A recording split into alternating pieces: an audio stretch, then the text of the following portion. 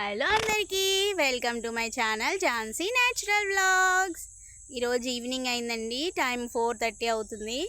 నేను మా దీక్షితాని school van దించడానికి వచ్చాను. దగ్గరగా 6-7 డేస్ అవుతుందండి తను స్కూల్కి వెళ్ళక. హాలిడేస్ తీసుకుంది ఇన్ని రోజులు.